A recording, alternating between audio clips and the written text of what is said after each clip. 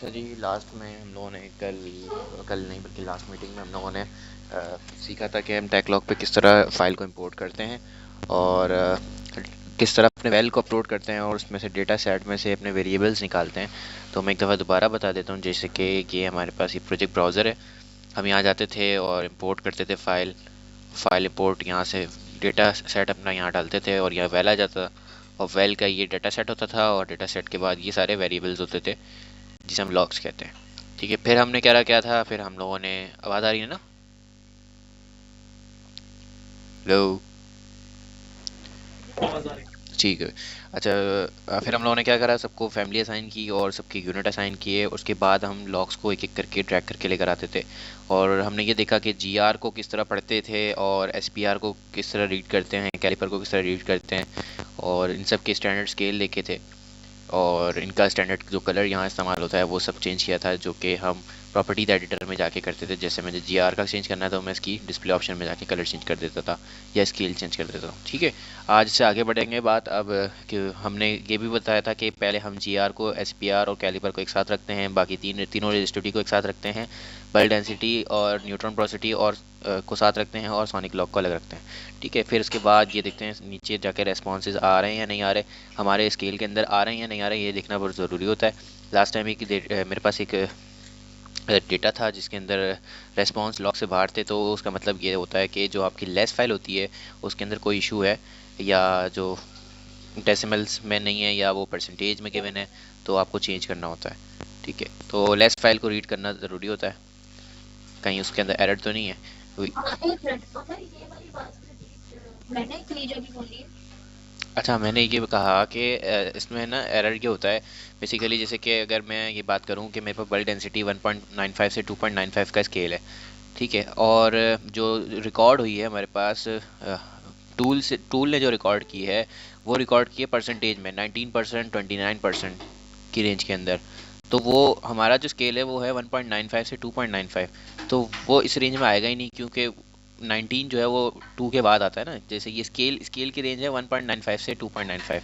मैं इसको चेंज करके दिखाऊँ प्रॉपर्टीज़ में जाके, तो ज़रा मैं इसको यूज़र पे करूँ तो यूज़र बता रहा है कि इसकी जो मिनिमम वैल्यू रिकॉर्ड हुई है 1.9 से और मैक्सिमम रिकॉर्ड हुई है 2.7।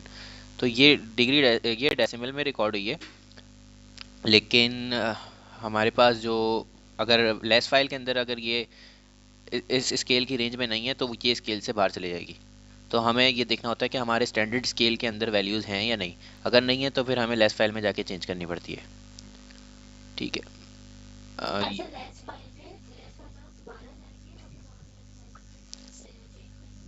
मोस्टली मोस्टली ऐसा होता है कि बाज़ दफ़ा टूल जो है वो परसेंटेज में कैलकुलेट कर देता है, तो हमें उसको डेसिमल में लाने के लिए 100 से डिवाइड करना पड़ता है। सारी वैल्यूज़ को निकालेंगे वहाँ से और उसको 100 से डिवाइड करके दोबारा लेस फाइल को सेव करके दोबारा यहाँ डेटा सेट को ला के ड्रैग करेंगे, फिर हमारा जो लॉग होगा वो इस रेंज के अंदर आ जाएगा। ठीक है यहाँ 100 से डिवाइड कर देते हैं। ऐसे ही होता है। अब देखना पड़ता है कि डिफ्लेक्शन कितनी है। बाज़ दफ़ा 1000 की ठीक भी होती है तो हम 1000 से डिवाइड कर रहे होते हैं। तो ये बात तुम लोग को शायद अभी नहीं समझ आ रही हो, मैं तुम लोग को बाद में बताऊंगा कि जब तुम लोग लेस फाइल आ जाएगी ना अपने डेटा की, तुम लोग को लेस फाइल दिखाऊंगा होती क्या है। ठीक है, बहरहाल हमें आगे जाना है। आगे हम जाएंगे यहाँ पेट्रोफिज़िक्स में, और ये एक नया हमारा एक काम है जो कि पेट्रोफिज़िक्स से रिलेटेड है। जो हम इसमें बेसिकली हम टेक्लॉग पे हम ज़्यादातर इसी पे काम करते हैं। तो हमने ये कहा था कि जी आर से हम देखते हैं कि भाई यहाँ यहाँ पे शेल ज़्यादा है, यहाँ कम है, यहाँ शेल ज़्यादा है, कम है। तो भाई एक ख़ास परसेंटेज होती होगी ना शेल की, तो उसके लिए हम शेल वॉल्यूम कैलकुलेट करते हैं। तो हम यहाँ से पेट्रोफिज़िक्स में जाते हैं और शेल वॉल्यूम का ऑप्शन यहाँ पे आ रहा है। अच्छा, ये डायरेक्टली बाज़ दफ़ा ना यहाँ पे क्वांटी के नाम से एक ऑप्शन आता है, हम क्वांटी में जाते हैं फिर शेल वॉल्यूम इस तरह करके कुछ होता था।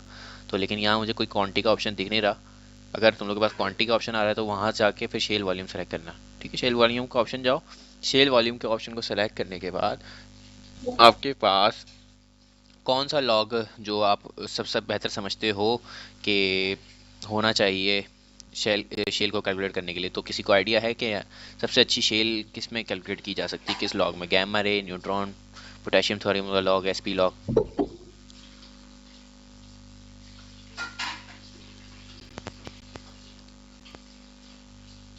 Anyone idea?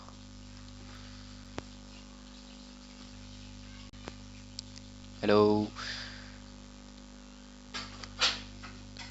किस लॉग? को हम अज्यूम कर सकते हैं कि वो जो लॉग है हमारा सबसे अच्छा शेल कैलकुलेट करके देगा। नहीं, देखो हम अभी कल कह रहा हूँ, जो लास्ट मीटिंग थी उसमें हमने डिस्कस किया था कि हम जीआर की गैमा रे, तो हम गैमा रे का इस्तेमाल करते हुए सबसे अच्छी हमें जो शेल मिलेगी वो गैमा रे में मिलेगी। तो हम गैमा रे का इस्तेमाल करते हुए अपनी शेल कैलकुलेट करेंगे। इनसे भी निकाल सकते हैं, ये भी बहुत अच्छी टूल्स हैं। ये डिपेंड करता है, जब ये उस वक्त भी ज़रूर निकाल सकते हैं जब हमारे पास गैमा रे ना हो, तो हम ये इस्तेमाल कर सकते हैं।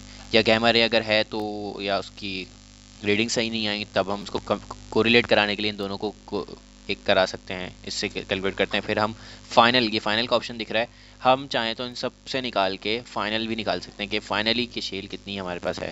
तो बहरहाल अभी हम गैमा रे का इस्तेमाल करते हुए करेंगे। तो मैंने गैमा रे पे क्लिक किया तो ये मेरे पास एक टैब आ गई है सामने, जिसके अंदर वो कह रहा है कि, इसको मैं रिमूव कर देता हूँ, कह रहा है कि गैमा रे का लॉग अपलोड करो। तो हम यहाँ देखो गैमा रे किस चीज़ से डिनोटेड है, GRR से डिनोटेड है।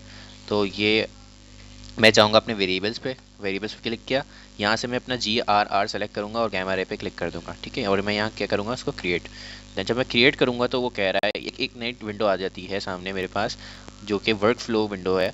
वर्क फ्लो विंडो के अंदर मैंने करना क्या है कि please drop your data set hair.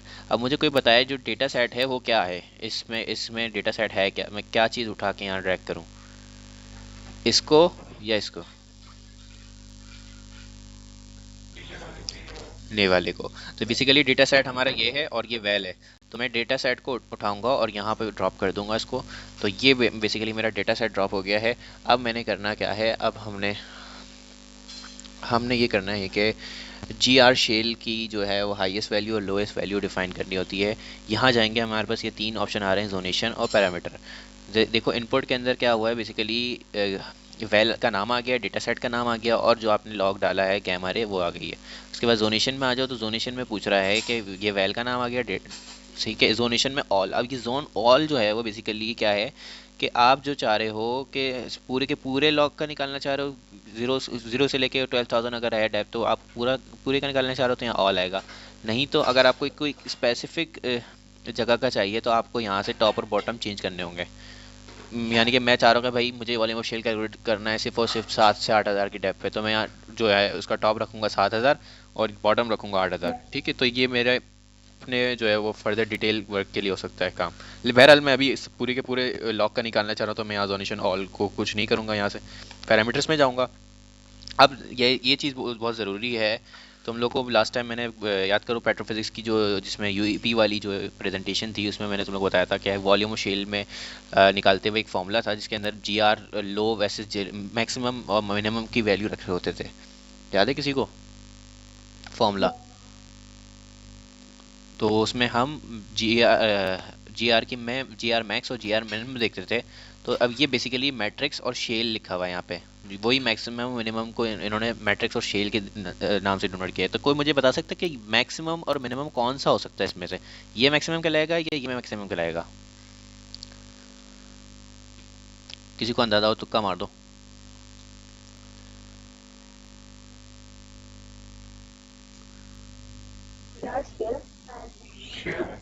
Shell में शायद नहीं, शेल मैक्सिमम होता है, क्योंकि शेल तभी रिकॉर्ड होती है जब GR की वैल्यू ज़्यादा हाई जाती है। तो ये बेसिकली हमारा GR मैक्स, यहाँ पे हम GR मैक्स की वैल्यू डालेंगे और यहाँ GR मिनिमम की वैल्यू डालेंगे।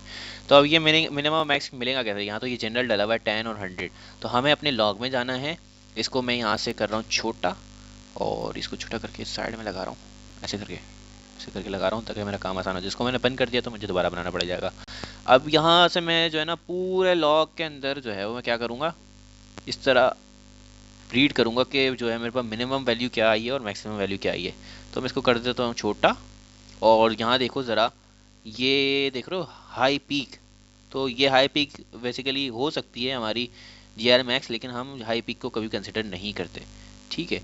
ये देखो ज़रा एक स्टैंडर्ड, ये देखो ग्रीन कलर की लाइन तुम्हें दिख रही होगी GR की। तो इसमें GR की मिनिमम वैल्यू और मैक्सिमम वैल्यू रखनी है बेसिकली ना हमने। तो एक ये याद रखना, एक पैटर्न जो फॉलो हो रहा होता है हम उसको उसको सेलेक्ट करते हैं, सेलेक्ट पैटर्न। जैसे कि मुझे यहाँ पे दिख रही है, क्या दिख रही है, मिनिमम वैल्यू 52, बल्कि 47 मुझे कहीं दिखी थी, 46 मुझे एक वैल्यू दिखी है मिनिमम, इसी तरह मुझे यहाँ पर देखूँ तो मुझे 56 दिख रही है, 76। अच्छा यहाँ देखूँ तो मुझे ये क्या दिख रही है, 46, एक और मिनिमम वैल्यू मिली है। ठीक है, और नीचे आ जाऊँ तो ये मुझे ढूंढना पड़ता है, ये ढूंढना बड़ा एग्जैक्ट वैल्यू ढूंढना एक चैलेंजिंग होता है। ठीक है, उसके बाद अगर नहीं मिल रहा तो एक छोटा सा हल ये होता है कि आप फिर, लेकिन ये एक इलीगल मैं कहूँगा इलीगल तरीका है कि आप मिनिमम मैक्सिमम वैल्यू निकाल लो। उससे फिर ये होगा कि वो हाई पीक और लो पीक को जो है वो कंसिडर कर लेगा। तो बहरहाल मैं इसकी प्रॉपर्टीज़ में जाता हूँ, यहाँ से मैं इसकी जीआर के प्रॉपर्टीज़ में जाऊँगा। ये मैं शॉर्ट तरीके से निकाल रहा हूँ, यूज़र के बजाय मैं इसको कर देता हूँ फैमिली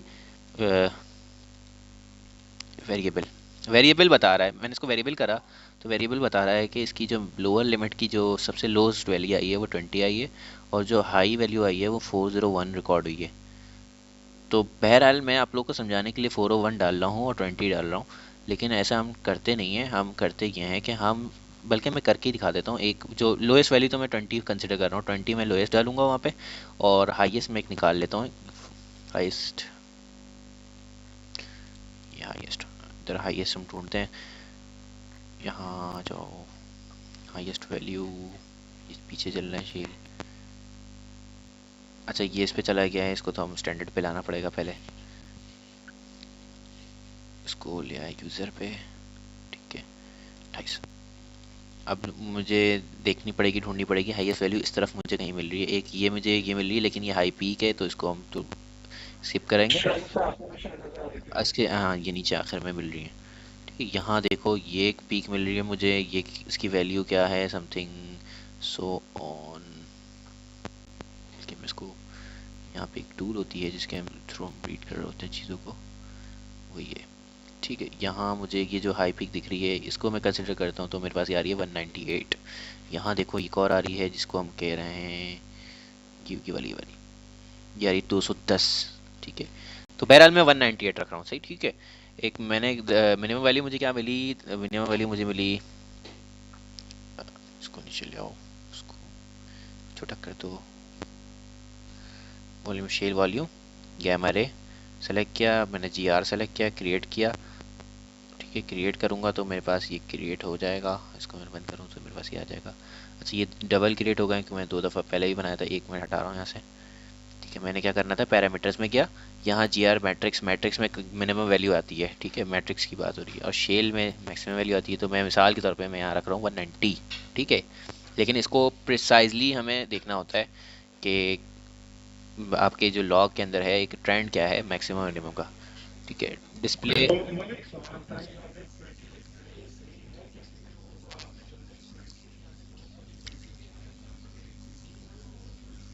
ठीक है,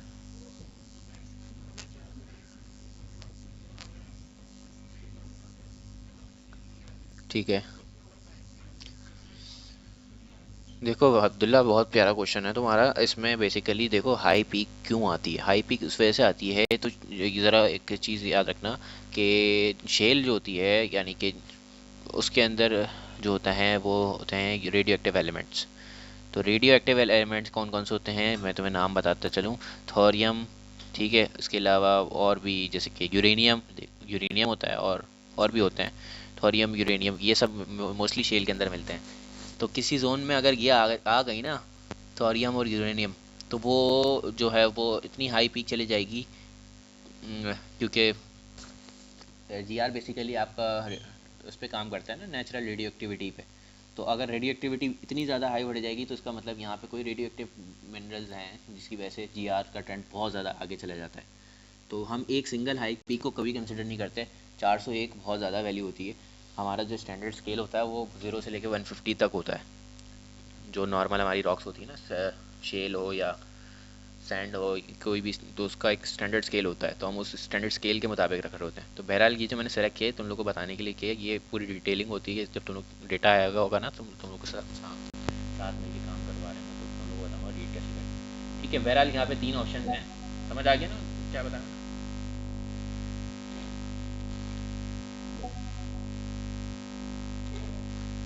यहाँ से सेव एंड डिस्प्ले, देखो 3 ऑप्शन है, डिस्प्ले करो या सेव करो या सेव एंड डिस्प्ले। तो बहरहाल मैं सेव एंड डिस्प्ले कर रहा हूँ। तो और सेव एंड डिस्प्ले करने के बाद मेरे पास ये एक नया कोई नई नई व्यू आ गई जिसके अंदर मेरे पास यहाँ वॉल्यूम ऑफ शेल आ रहा है। ये 0 लिखा हुआ और ये 1 लिखा हुआ है। 0 का मतलब 0% और 1 का मतलब 100%। ठीक है, ठीक है। तो ये देखो, अब मुझे देखो, देख रहे हो, पता चल रहा है कि कितने परसेंट शेल मेरे पास मौजूद है। मैं इसको 0% कंसिडर करूँगा और 1 को 100% कंसिडर करता हूँ। तो देख रहे हो, ये देखो 50% से ज़्यादा शेल आ रही है। मैं इसको रीड करने के लिए ये उठाता हूँ टूल, तो देखो ज़रा देखो 46%, ये जो 0.48 लिखा हुआ है ना, इसका मतलब ये 48% है। ठीक है, ये देखो ये पीछे चले गया तो मेरे पास 44% है। तो ये मेरे पास वॉल्यूम शेल पता चल गया कि मेरे पास इतने परसेंट शेल है, इतने परसेंट सैंड है। ये देखो ये जोन जो है, इस पे ज़रा ये वाले स्टेप जरा दोबारा एक मिनट से बताना, ये जो स्टेप किया। अच्छा, हमने क्या करा, ये था जब जीआर में शेल वॉल्यूम की निकाल रहे थे, उसमें गैमा रे को हमने सेलेक्ट किया, गैमा रे को अपलोड किया, तो वो वर्क फ्लो में उसने पूछा कि आपको आपके पास जो जीआर की मैक्सिमम और मिनिमम वैल्यूज़ जो आई हैं वो क्या है। आपने जीआर की मैक्सिमम मिनिमम वैल्यूज़ ढूंढी और ढूंढने के बाद जो है आपने यहाँ पे बता दिया पैरामीटर्स में, भाई मेरे पास मिनिमम ये आया है और मैक्सिमम ये आया है। वॉल्यूम शेल निकालने के लिए हम जो फॉर्मूला होता है उसमें यही डाल रहे होते हैं ना, तो हमें ये बताना लाजमी होता है। इसको ये ऑटोमेटिकली रीड नहीं करता है, हमें खुद करके ये मैनुअली काम करना होता है।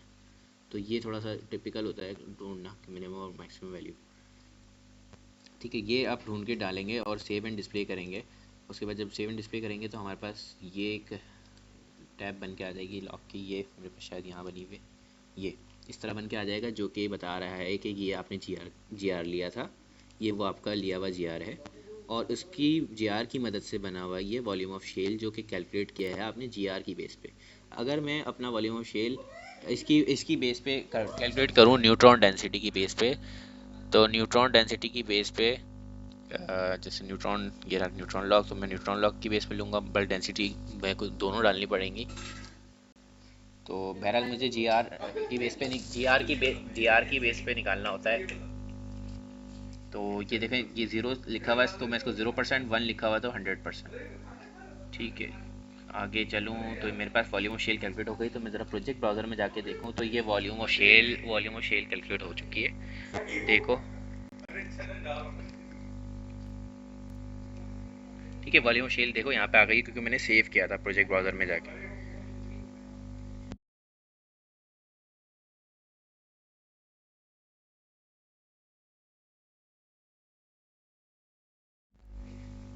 हेलो, हेलो, आवाज़ आ रही है?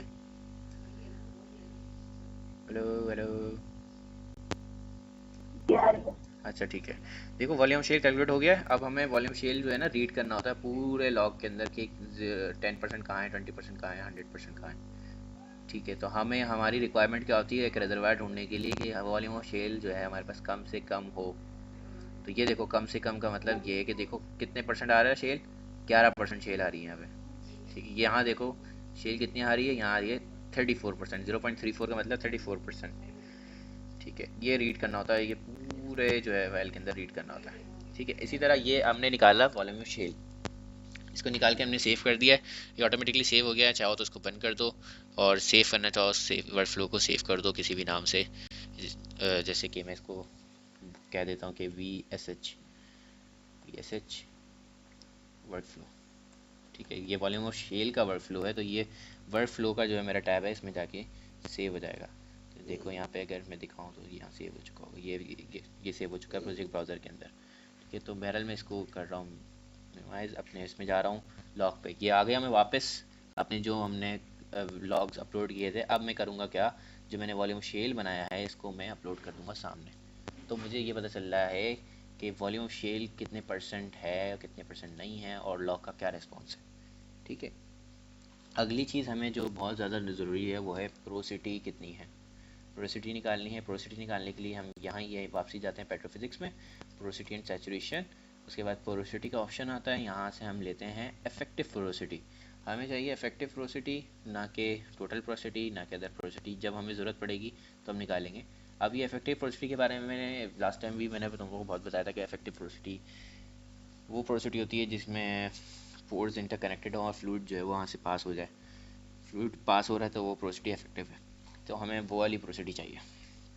तो इसके लिए हम जो लॉग इस्तेमाल करते हैं वो होता है दो देखो, दो यहाँ पे दिए हुए, एक डेंसिटी भी इस्तेमाल कर सकते हैं, सोनिक भी इस्तेमाल कर सकते हैं, और न्यूट्रॉन और डेंसिटी दोनों मिलके इस्तेमाल करें तो हमारे पास थोड़ा सा प्रिसाइज आ सकता है। चाहो तो सब से निकालो और निकाल के फाइनल प्रोसिटी भी निकाल सकते हो। ये बहुत ही अच्छा ऑप्शन होता है जिससे आपको एक्यूरेट पता चल जाता है कि आपकी, लेकिन टाइम टेकिन है, क्योंकि जाहिर सी बात है आपने एक इसमें से निकाला, न्यूट्रॉन पोरोसिटी में से पोरोसिटी निकाल ली, सोनिक से भी निकाल ली, डेंसिटी से भी निकाल ली, तो हर एक को रीड करना होता है, हर एक से परसेंटेज निकालनी होती है, फिर उन सब का जो सम होता है ना वो ये करके देता है फाइनल पोरोसिटी वाला। ठीक है, बहरहाल हम जो है ये न्यूट्रॉन डेंसिटी का इस्तेमाल करेंगे। तो इन सब को मैं अनचेक कर रहा हूँ यहाँ से, हमें यहाँ पे अपना वेरिएबल अपलोड करना है। तो बेसिकली ये वेरिएबल होता है, जो ब्लू कलर वाला ना ये वेरिएबल होता है, तो हमें वेरिएबल अपलोड करना है। क्या बोल रहा है, तीन चीज़ें डालो यहाँ पे, तीन चीज़ें क्या क्या डालो, एक है न्यूट्रॉन पोरोसिटी का लॉग डालो। न्यूट्रॉन पोरोसिटी का लॉग बेसिकली क्या है, एक सी एन के नाम से होगा, सी एन के नाम से ये है, एन पी एच आई के नाम से भी होता है ये। तो मैं तुम लोगों को यहाँ पे अपलोड करके दिखा दूँ। इस पर मैंने क्लिक किया, न्यूट्रॉन पोरोसिटी आ गया। बल्क डेंसिटी को अपलोड करना है, बल्क डेंसिटी को हम जनरेट करते हैं आर एच ओ बी से, ये आ गई bulk density. Shell volume calculate करना है, शेल वॉल्यूम चाहिए होता है, तो शेल वॉल्यूम ज़रूरी है निकालना पोरोसिटी निकालने से पहले। तो शेल वॉल्यूम यहाँ डालना है, तो शेल वॉल्यूम कहाँ मिलेगा, शेल वॉल्यूम ये रहा, इस पर मैंने क्लिक किया और शेल वॉल्यूम पे मैंने क्लिक किया तो शेल वॉल्यूम यहाँ आ गया। तो यहाँ तीन तीन अपने वेरिएबल्स अपलोड करने थे, उनको अपलोड किया, तो मैं यहाँ क्रिएट पे क्लिक करूँगा तो मेरे पास ये वर्क फ्लो के टैब में चल जाएगा। वर्क फ्लो का टैब कहाँ है, मैं इसको ज़रा मिनिमाइज़ कर रहा हूँ, तो मेरे पास ये वर्क फ्लो का सिंबल बना हुआ है, नीचे आया हुआ है, इसको मैं मैक्सिमाइज़ करता हूँ, तो मेरे पास ये वर्क फ्लो आ गया। तो इसको मैं ज़रा जूम आउट जूम इन करता हूँ, तो ये देखो ज़रा, पहले वॉल्यूम शेल का था, अब effective porosity neutron, effective porosity निकालना है न्यूट्रॉन और डेंसिटी के लॉ के बेस पे। ठीक है, तो अब हमें क्या करना है, अब हमें यहाँ पे जो है देखते हैं ज़रा इसके पैरामीटर्स। पैरामीटर्स में यहाँ पे R H O B shell और ये चीज़ें, जब ये चीज़ें मैं बाद में बताऊँगा, पहले बार बार मैं डिस्प्ले करके दिखा दूँ कि डिस्प्ले करके वो कह रहा है। फिलहाल डिस्प्ले में ये डिस्प्ले करता हूँ, तो मेरे पास यहाँ पे कुछ चीज़ें आती हैं, इसको मैं ज़रा खोल के देखूँ तो देखो हमने क्या क्या अपलोड किया था। हमने अपलोड किया था neutron N P H I यानी कि neutron porosity, bulk density upload की थी और वॉल्यूम शेल अपलोड किया था। तो इससे हमारे पास क्या आ गया है, एक है इफेक्टिव पोरोसिटी, ये लिखा हुआ है पी एच आई ई। आई ई का मतलब यह है कि ये इफेक्टिव पोरोसिटी है with respect to neutron density, इसको इस तरह पढ़ेंगे। ठीक है, ये क्या है, P H I T N D porosity, this is basically a total porosity with respect to a neutron density law.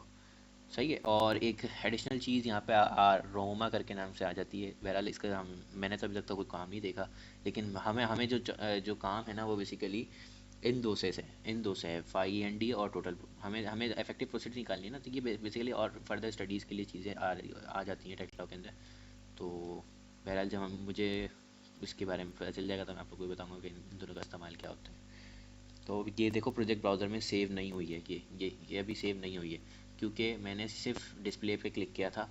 मैं अगर सेव एंड डिस्प्ले पे क्लिक करता तो ये सेव हो चुका होता। तो ये मैं इसको सेव एंड डिस्प्ले पे क्लिक करता हूँ और फिर डिस्प्ले करता हूँ, तो ये मेरे पास आ जाएगा प्रोजेक्ट ब्राउज़र में। प्रोजेक्ट ब्राउज़र खोलूँ तो मेरे पास ये देखो फाई एन डी आ गया, फाई एन डी है यानी कि इफेक्टिव पोरोसिटी आ गई, टोटल पोरोसिटी आ गई, और रहोमा के नाम से आ गया, जिसका हम क्या कहते हैं, पेरेंट मैट्रिक्स डेंसिटी, क्योंकि डेंसिटी का लॉग इस्तेमाल किया गया था।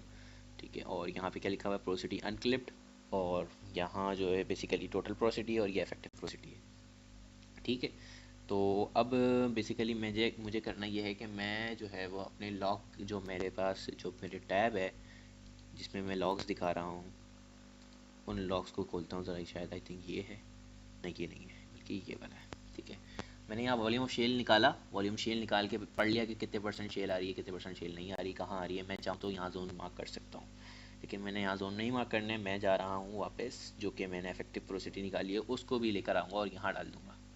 तो मेरे पास ये देखो इफेक्टिव पोरोसिटी आ गई है, जो कि बता रही है 0 से लेकर 0.3।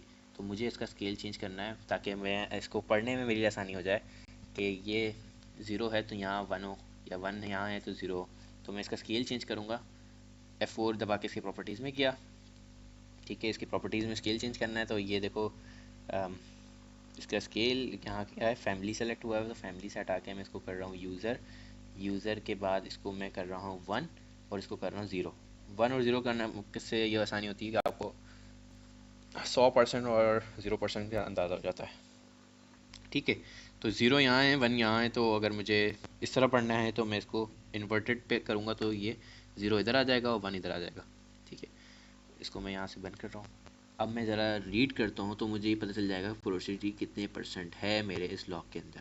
तो मुझे रीड करना है, तो मुझे रीड करने के लिए मैं देखो ये अगर मैं गौर करूँ जहाँ मेरा कर्सर है तो यहाँ मुझे बता रहा है कि यहाँ पे जो है वो 0.4% पोरोसिटी है, और सामने ही इसी के जो शेल शो हो रही है ब्लैक कलर से लाइन से, वो आ रही है 0.58। तो यानी कि 58% शेल है और 0.4% जो है वो मेरे पास पोरोसिटी है।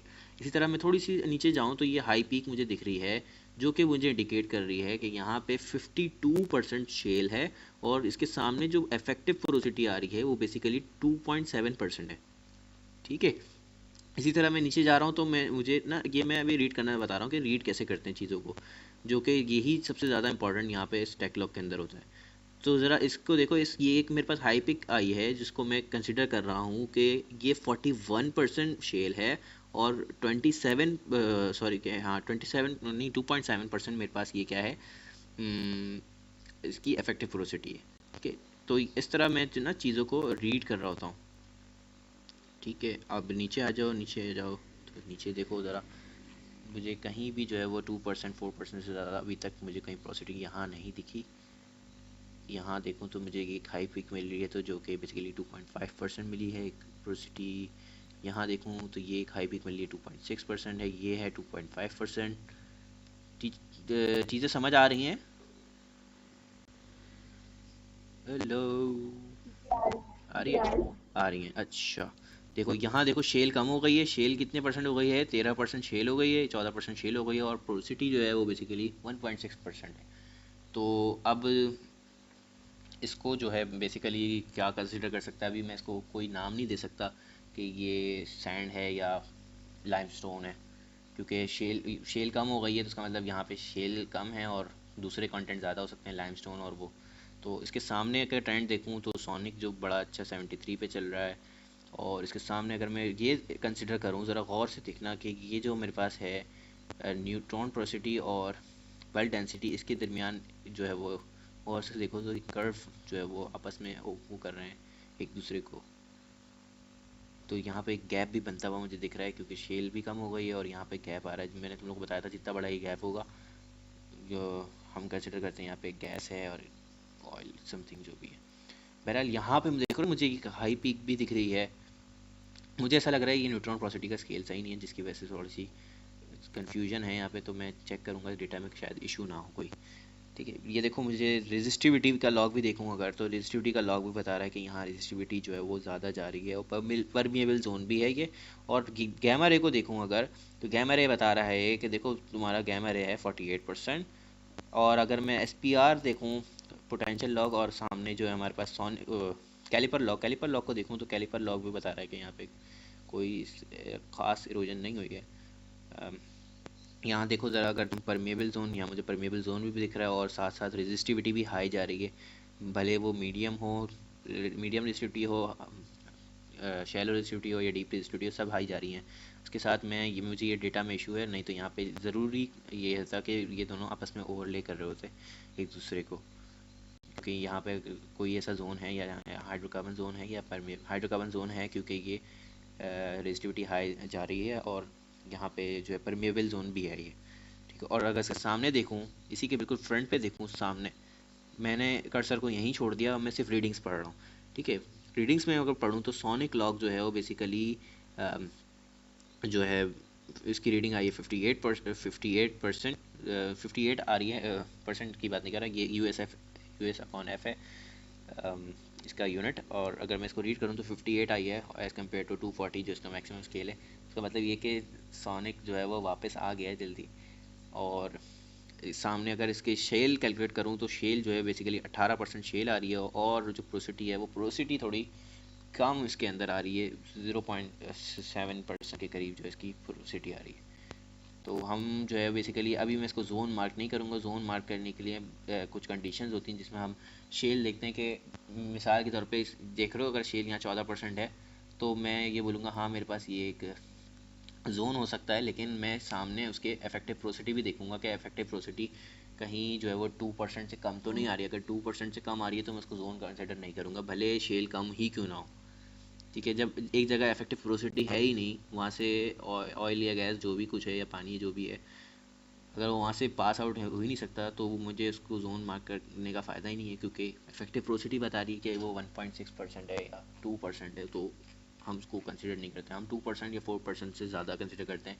डिपेंड करता है कि आपका जो आप किस पे हो, सैंड पे हो तो सैंड के लिए कंसिडर करते हैं कि हम 2%, लाइमस्टोन के लिए, सॉरी लाइमस्टोन के लिए हम कंसिडर कर लेते हैं कि 2% जो है वो इफेक्टिव प्रोसिटी हो तो चल जाता है। लेकिन जो है सैंड, अगर सैंड की बात करें तो हम 2 से लेकर 4 तक की रेंज होती है जिसको हम कंसिडर करते हैं। ठीक है, तो ज़्यादातर जो प्रोसिटी है हमारे पास आ रही होती है रेंजेस में, वो 4%, 5%, 6%, इससे ज़्यादा मैंने तो अभी फ़िलहाल नहीं देखी, रीड नहीं करी। हो सकता हो और किसी और जोन्स के अंदर हो या किसी और बेसन्स के अंदर हो, डिपेंड करता है कि वहाँ की कंडीशंस, वहाँ के डेपोजिशन एनवायरनमेंट क्या था। ठीक है, ये इस पर डिपेंड करता है। ठीक है, एफ ई हमने शेल निकालना सीखा और इफेक्टिव प्रोसिटी निकालना सीखी कि इफेक्टिव प्रोसिटी कैसे निकालते हैं। एक एक और चीज़ होती है वाटर सेचुरेशन। तो हम यहाँ जाते हैं दोबारा पेट्रोफिजिक्स में, दोबारा दिखा देता हूँ। पेट्रोफिजिक्स में जाते हैं, यहाँ पे क्वांटिटी का ऑप्शन आता है, वो फिलहाल नहीं है, पता नहीं क्यों नहीं आ रहा। यहाँ जाएंगे पोरोसिटी सेचुरेशन पे, सेचुरेशन पे जाएंगे। यहाँ पे सेचुरेशन से हम देखेंगे, ये देखो सेचुरेशन हम बेसिकली क्यों निकाल रहे हैं, लास्ट टाइम भी बताया था सेचुरेशन हमें निकालना ज़रूरी है कि यहाँ पे पानी की सेचुरेशन क्यों निकालना है हमें, तो हाइड्रोकार्बन चाहिए, हम तो हाइड्रोकार्बन की सेचुरेशन निकालना चाहिए ना। है कोई जवाब दे दो उसका।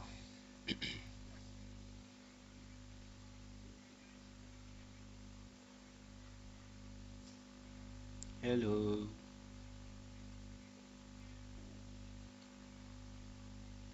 मीटिंग ख़त्म हो गई क्या?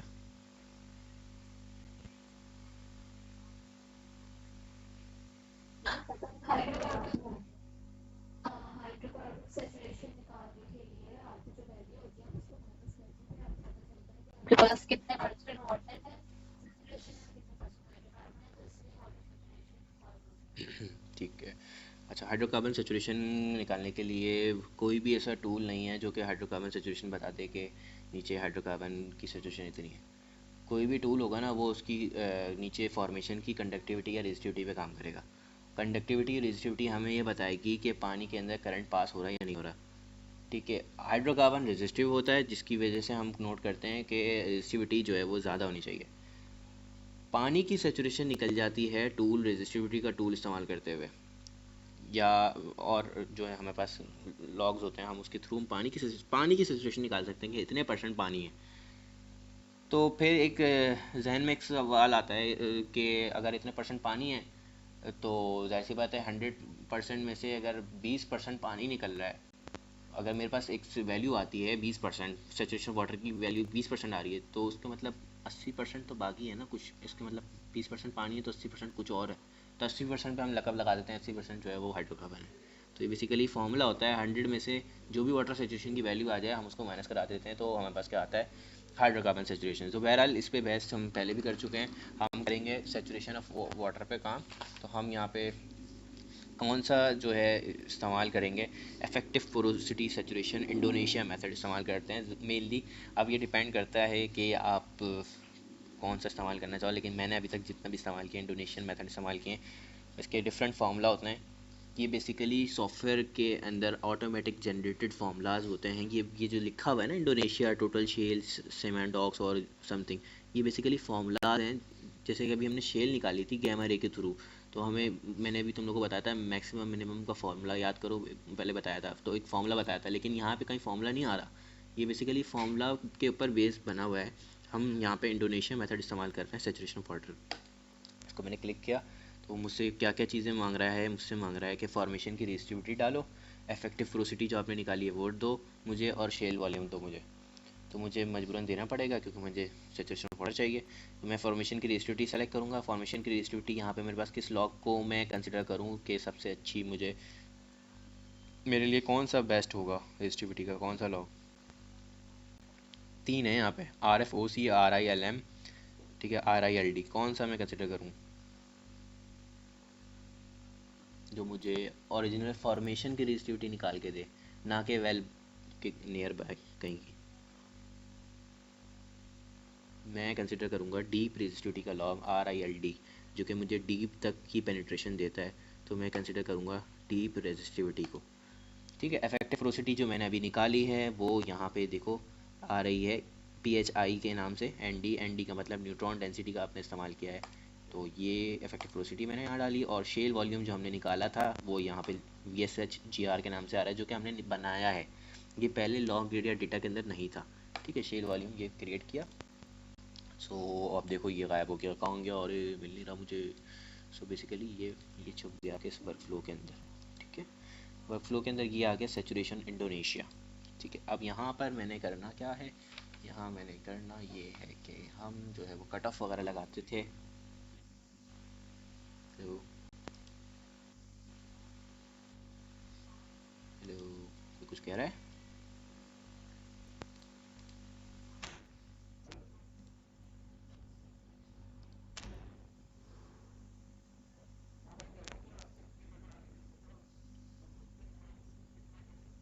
स्क्रीन नहीं आ रही? मेरे पास नहीं आ रही। अच्छा, मुझे लग रहा है तुम इंटरनेट का इशू होगा अब्दुल्ला। ठीक है, अभी से हो गया। हाँ ठीक है, देखो आ रही है, स्क्रीन आ रही है, बाकी सबके पास आ रही है। ठीक ठीक है। अच्छा देखो, ये बेसिकली इतने सारे लॉक्स कहाँ से आ गए मेरे पास? ये कहाँ से आ गया भाई मेरे पास? मैंने तो ये कुछ भी नहीं किया था ऐसा। हाँ, तो मैंने किया भाई काम। ये देखो न्यूट्रॉन प्रोसिटी ये आ गया आपके पास। CN एंड PHI जो होता है बेसिकली ये इस्तेमाल हुआ था। याद करो हमने इफेक्टिव प्रोसिटी निकालते वक्त इसको इस्तेमाल किया था। जिसने मुझसे पूछा था कि प्रोसिटी आप निकाल रहे हो तो यहाँ मुझे कौन कौन सी चीज़ें दोगे, तो इफेक्टिव प्रोसिटी में हमने CN दिया था पहले, तो यहाँ CN आ गया। ठीक है, उसके बाद हमने क्या दिया था, बल्क डेंसिटी दी थी तो RHOB भी लिखा हुआ गया, वॉल्यूम ऑफ शेल दिया था तो वॉल्यूम ऑफ शेल आ गया। उसके बाद हमने यहाँ पे इसको जो इसकी रिक्वायरमेंट थी सेचुरेशन ऑफ वाटर निकालते वक्त की, वो थी इंडोनेशिया मेथड के अंदर मुझे ये दो इफेक्टिव पोरोसिटी दो, जो कि यहाँ पे लिखी हुई आ रही है। ठीक है, ये इसको इसने ऑटोमेटिकली कंसिडर किया इसके साथ। अब ये सॉफ्टवेयर के ऊपर डिपेंड करता है, ये इस नंबर से वाले मुझसे ज़्यादा बेहतर जानते होंगे। ठीक है, अब हमें हमें यहाँ से क्या लेना है, हमें यहाँ से क्या लेना है, हमें यहाँ से लेना है ये दो चीज़ें। एक ये इसके ऊपर स्टेरिक भी लगा हुआ है, saturation of water bye Indonesia method, और ये है BVWE है बल्क वॉल्यूम ऑफ वाटर। तो यहाँ पे बस दो चीज़ें आ रही हैं, एक आ रही है बल्क वॉल्यूम ऑफ वाटर और एक आ रही है effective sorry saturation of water. तो हम इन दोनों का इस्तेमाल करते हुए करेंगे क्या, यहाँ जाता हूँ मैं, देखो यहाँ पे कुछ बन गया। यहाँ पे इसलिए नहीं बना क्योंकि यहाँ पर यहाँ को इसको मैंने वर्क फ्लो पे जाके सेव नहीं किया था, तो मैं जाता हूँ ज़रा वर्क फ्लो पे और सेव एंड डिस्प्ले करता हूँ, तो मेरे पास यहाँ पे चीज़ें बन के आ जाती हैं। तो बेसिकली अब मैं ज़रा देखूँ तो ये मेरे पास बल्क वॉल्यूम वाटर यहाँ पे आ गया और सैचुरेशन वाटर भी बन के आ गया। इन सब के देखता हूँ मैं, मेरे पास यूनिट असाइन है तो यूनिट भी इसके असाइन हुए हुए हैं। अच्छा, ये मैंने तुम लोगों को चीज़ें बता दी कि हम निकालते कैसे हैं, शेल वॉल्यूम कैसे निकालते हैं, पोरोसिटी कैसे निकालते हैं और सैचुरेशन कैसे निकालते हैं। तो बेसिकली काम ही हमारा इन सब चीज़ों की बेस के ऊपर होता है। मैं करता ये हूँ कि ये मेरे पास इफेक्टिव पोरोसिटी आ गई और जनरली मेरे पास ये सैचुरेशन ऑफ वाटर आ गई और ये आ गई बल्क वॉल्यूम ऑफ वाटर। इन दो को मैं एक साथ रखता हूँ और आपस में कोरिलेट कराने के बाद देखता हूँ कि सैचुरेशन ऑफ वाटर कहाँ ज़्यादा आ रही है, कहाँ कम आ रही है। तो इन सबको रीड करने के लिए मैं इसके स्केल को मर्ज कर देता हूँ आपस में, और मर्ज करने के बाद ही मुझे पता चलता है कि सैचुरेशन वाटर कहाँ है, ज़्यादा है कहाँ कम है। तो ये एक बेसिकली बहुत डिटेल काम है, तो इसके लिए कि एक दो मीटिंग्स काफ़ी नहीं रहेगी। ये जब हम काम कर रहे होंगे साथ साथ, तो उस वक्त तुम लोग साथ दिखते रहना कि सैचुरेशन ऑफ वाटर कैसे निकालते हैं। और एक चीज़ मैंने तुम लोग को अभी नहीं बताई है, वो बेसिकली इफेक्टिव पोरोसिटी के ऊपर कट ऑफ लगा रहे होते हैं हम। तो वो कट ऑफ बाद में बताऊंगा क्योंकि अभी समझ नहीं आएगा। अभी हमने क्या सीखा, वॉल्यूम ऑफ शेल सीखा, इफेक्टिव पोरोसिटी कैसे निकालते हैं और सैचुरेशन ऑफ वाटर कैसे निकालते हैं बाय यूजिंग टैग लॉ, और कौन कौन से लॉ को किस तरीके से रीड करते हैं और स्केल क्या होता है इसका, वैल क्या होता है, डेटा सेट क्या होता है, वेरिएबल्स क्या होते हैं, हमें किन चीज़ों का ध्यान रखना होता है वॉल्यूम शेल निकालते वक्त इफेक्टिव पोरोसिटी में, और ये देखा कि अगर जैसे कि हमारे पास स्केल ख़राब है या स्केल जो है वो आउट ऑफ द बॉक्स हो रहा है या आउट ऑफ द ये इस रीजन से बाहर जा रहा है, तो हमें इसका स्केल ठीक करना होता है बाय यूजिंग लेस फाइल। तो मैं लेस फाइल तुम लोग को एक दिखा देता हूँ कि लेस फाइल होती क्या है बेसिकली। मैं जाता हूँ इस डेटा पे, तो ये देख रहे हो कि लेस फाइल्स लिखी हुई आ रही हैं, ये लेस फाइल होती है। मैं इसको ओपन करके दिखाता हूँ। मीटिंग ख़त्म तो नहीं हो गई कहीं? नोट पैड, ये देखो ये लेस फाइल ओपन हो गई। मैं जो लेस फाइल की बात कर रहा हूँ, ये देखो लेस फाइल। अच्छा ये देखो, पहले इसका ना वेल टॉप और वेल हेड भी दिखा देता हूँ कि वेल टॉप और वेल हेड क्या होता है। ये जो नाम लिखा हुआ है 43 TPX17 की, ये वेल का नेम है, वेल का नंबर है, उनकी नॉर्थिंग ईस्टिंग, ये नॉर्थ दिया हुआ, टॉप और डेप्थ क्या रिकॉर्ड हुई है। और अगर के बी दिया हुआ है, के बी बेसिकली कैलीबुश होता है। कैलीबुश के बारे में मैं हमारी अब्दुलवासी आप लोग को सही बताएंगी कि हम कैलीबुश क्यों निकालते हैं और क्या ज़रूरी है कैलीबुश की इनकी। ठीक है, अच्छा ये देखो, ये बेसिकली रेस्पॉन्सेज होते हैं जो कि टूल जो है डिटेक्ट करता है। अब ये टूल जो है, डेप्थ का टूल जाता है नीचे, तो वो डेप्थ सेंसर मेजर कर रहा होता है। ये सारे सेंसर्स लगे होते हैं। सेंसर जो है वो हर डेप्थ पे जो है वो बता रहा होता है कि देखो ये 629.5 पे रिकॉर्ड किया है इसने, 630 पे रिकॉर्ड किया है, 630.5 पे रिकॉर्ड किया है। इस तरह 0.5 बढ़ाते हुए हर लॉग को जो है वो कैलकुलेट किया गया है बाय यूजिंग टूल्स। तो ये हमारे पास वैल्यूज़ लिखी हुई आ रही हैं। अब देखो जो -999 लिखा हुआ है, तो उसका मतलब ये है कि वहाँ रिकॉर्ड ही नहीं हुई है कोई चीज़। यहाँ देखो लिखा हुआ आ रहा है 7.5, 7.3, 7.8। ठीक है, तो ये मैं ज़रा देखूँ तो ये मेरे पास क्या है, RILM। RILM का मतलब क्या होता है, मीडियम रेजिस्टिविटी, ये है डीप रेजिस्टिविटी। और RFOC ये है मेरे पास शैलो रेजिस्टिविटी। NPHI ये बेसिकली मेरे पास क्या है, न्यूट्रॉन प्रोसिटी का लॉग है। नीचे जा रहा हूँ मैं, देखो न्यूट्रॉन प्रोसिटी कहाँ से रिकॉर्ड होना शुरू हुई है। देखो अभी -99 चल रहा है सब जगह। तो आ जाओ नीचे आ जाओ भाई। देखो अभी तक मेरे पास कहीं NPHI रिकॉर्ड नहीं हुआ है। डेप क्या चल रही है, 1207। 1207 पे भी NPHI नहीं है। देखो नीचे जाओ, नीचे नीचे नीचे नीचे जाते रहो, कहीं तो आएगा NPHI। ये देखो आना शुरू हो गया। अब बेसिकली NPHI यहाँ से ही क्यों आया, इन्होंने यहाँ से ही क्यों रिकॉर्ड किया, कौन सी डेप पे इन्होंने NPHI को रिकॉर्ड करना शुरू किया है। NPHI को इन्होंने रिकॉर्ड करना शुरू किया है 2301 से। इसकी एक सबसे बड़ी वजह ये होती है कि जो टूल हम रन कर रहे होते हैं ना, हर टूल की अलग प्राइसिंग होती है। ठीक है, आपको जो है ना, आपका जो फेवरेट जोन है ना, जिससे आपको पता है, जब आप वेल कराते हो ना, तो आपको पता होता है कि मैंने इस फॉर्मेशन को हिट करना है और ये रिजर्वायर जो है वो हमें यहाँ पे इस जोन पे जाके मिला है। जो हम सैंपल पिक कर रहे होते हैं ना, उसमें हमें पता होता है कि इस डेप पे मिला है। तो मैं मुझे ऊपर NPHI लेके फ़ायदा, मैं उसके पैसे क्यों दूँ। तो यहाँ से इन्होंने NPHI को कैलकुलेट करना शुरू किया है। ठीक है, इसी तरह ये देख लो, ये पता नहीं कौन सा लॉग है, जो भी है ऊपर क्यों रिस्पॉन्स नहीं आया। ऊपर उनको ज़रूरत ही नहीं है, क्या करेंगे निकाल के, बाकी GR वगैरह निकालते रहते हैं। उस ये डिपेंड करता है प्राइसिंग क्या होती है। ठीक है, ये बात समझ आ गई ना कि हम नीचे से ही क्यों रिकॉर्ड कराते हैं। ठीक है, ये सारी वैल्यूज़ आ रही हैं लिखी हुई, और ये वैल्यू, इसी वैल्यूज़ की बेस के ऊपर हमारे पास टैग लॉग के ऊपर लाइंस आती हैं जो कि ये देखो सोनिक की, अगर ये 40 से 240 की बेस में है ना, तो ज़रा इसकी डेप्थ अगर तुम देखो तो डेप्थ रेफरेंस पे कौन सी डेप्थ पे, जैसे कि मैं 3475 पे खड़ा हूँ, तो 3475 पर ये सब की वैल्यूज़ लाइंस के थ्रू शो हो रही हैं। और इन लाइंस को पहचानना और लाइंस की वैल्यूज़ को पहचानते हुए रिजर्वायर जोन मार्क करना इज़ बेसिकली आ पेट्रोफिजिकल इवेल्यूएशन। ठीक है, तो ये हमारा काम था टेक्लॉग पर। मैं इससे ज़्यादा फ़िलहाल अभी कोई चीज़ मैं नहीं सिखा सकता, क्योंकि अभी हमारे पास टाइम नहीं है, और इंशाल्लाह में भी हमारे पास